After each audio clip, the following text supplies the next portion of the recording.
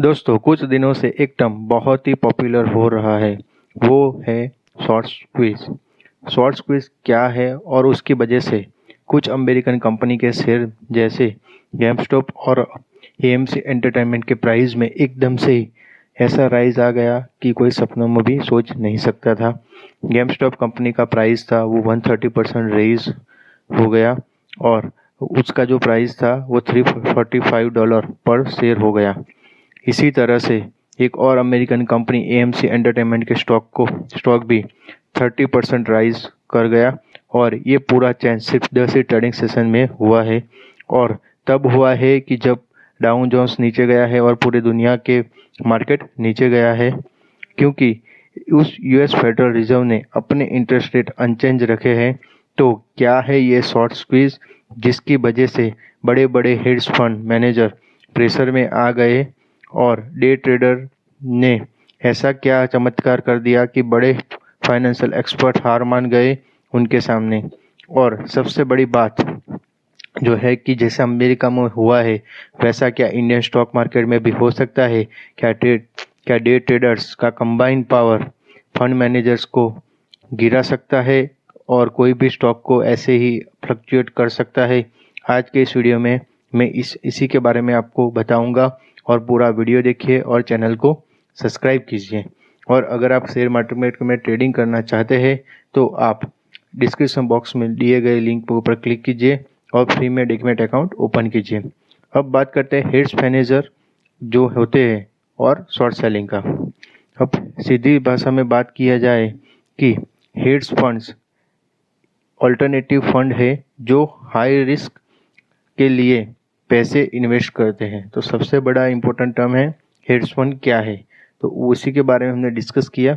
और इसीलिए जो नॉन ट्रेडिशनल टेक्निक है उसे वो लोग यूज़ करते हैं क्योंकि उनको हाई रिस्क और हाई रिटर्न चाहिए। और हेड्स फंड पर रेगुलेशन भी बहुत ही कम होता है। ये एग्रेसिव इन्वेस्टमेंट स्ट्रेटेजी को यूज़ करते हैं और अपने इन्वेस्टर को बेस्ट रिटर्न देने की वो क्षमता रखते हैं। अब हेड्स मैनेजमेंट फंड्स मैनेजर की तरह ही एक और तरह के लोग होते हैं जो भी जल्दी रिटर्न करते लेना चाहते हैं, वो है स्पेक्युलेटर। इनका काम ही है कि स्टॉक के प्राइस को ओवर वैल्यूड है या नहीं है ये स्पेक्युलेट करना। ये दोनों टाइप के इन्वेस्टर सबसे ज़्यादा यूज़ करते हैं शॉर्ट सेलिंग टेक्निक्स। और शॉर्ट सेलिंग से जुड़ा है शॉर्ट स्क्वीज। तो आपको दोस्तों शॉर्ट सेलिंग तो समझ में आया है और शॉर्ट स्क्वीज भी ये वीडियो के अंत तक आपको समझ में आ जाएगा। शॉर्ट सेलिंग का सीधा फंडा है कि कोई इन्वेस्टर को अगर लग रहा है कि स्टॉक ओवर प्राइस है, जो 600 रुपये पर शेयर में बिक रहा है, वही कंपनी 10 स्टॉक ब्रोकर से बोरो करेगा और फिर उसको 600 रुपये पर शेयर के प्राइस में बेच देगा। अब जब सेलिंग के बाद प्राइस कम हो जाएगा 500 रुपीज़ पर शेयर, तब वो इन्वेस्टर उसी शेयर को 500 रुपीज़ पर शेयर के प्राइस पे बेच देगा और ब्रोकर को वापस कर देगा। यानी ये एक बियर टाइप का बिहेवियर है। इस प्रोसेस में बियर इन्वेस्टर सेलिंग और बाइंग के बीच में जो फर्क होता है वही अमाउंट मुनाफा कमा के चला जाता है। घंटा हो गया है कि कॉमन इन्वेस्टर का जो है उस स्टॉक में पैसा लगाया था, पुल बिहेवियर होता है, इस बिहेवियर को निगलेक्ट करता है। यानी कोई भी स्टॉक है वो सेल करके उसको खरीद लेता है ताकि उसका डिमांड बंद हो जाए। जैसे ही डिमांड बढ़ेगा वैसे ही प्राइस बढ़ेगा। प्राइस बढ़ेगा तो स्पेक्युलेटर यानी कि बियर इन्वेस्टर को लॉस होगा।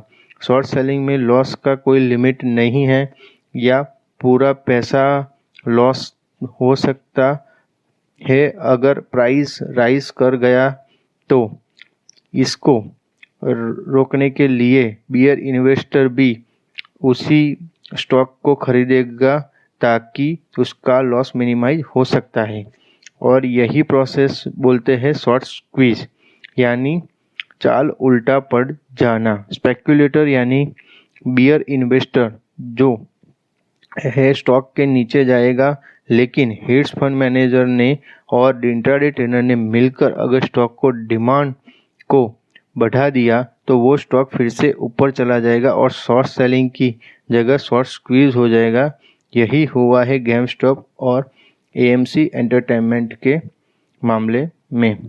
बहुत ही सीधा सा हिसाब है कि जो स्टॉक वो 600 रुपये में बेच के 500 रुपये के आसपास उसको बाय करने की कोशिश करेंगे, बट जो अपने डे ट्रेडर है और फंड मैनेजर है वो लोग उसको पूरा उल्टा कर लेते हैं। 600 का प्राइस 650 से ज़्यादा हो जाता है, तो उनका जो गेम होता है वो पूरा उल्टा पड़ जाता है।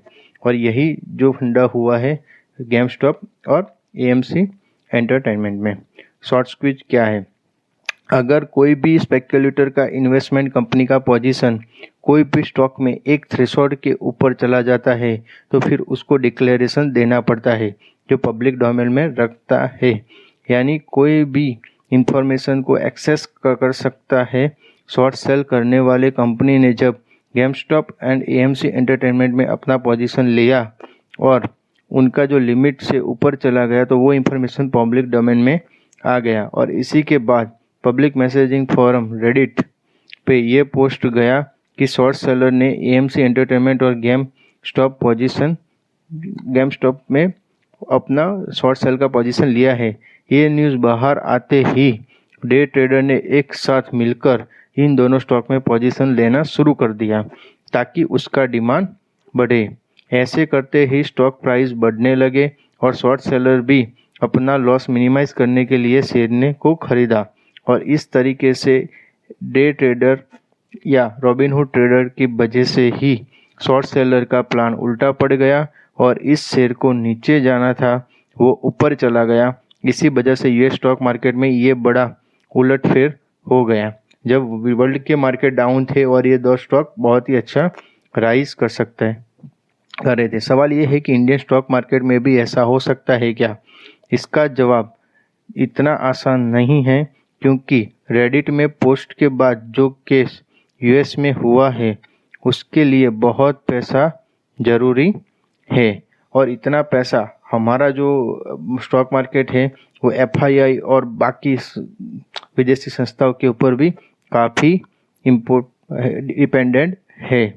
तो जो स्पेक्युलेटर का जो चाल को उल्टा कर सकते हैं उसके लिए भी बहुत ज़्यादा पैसा चाहिए, तो उसके लिए भी हमारे डे ट्रेडर क्या रेडी है वो देखना पड़ेगा।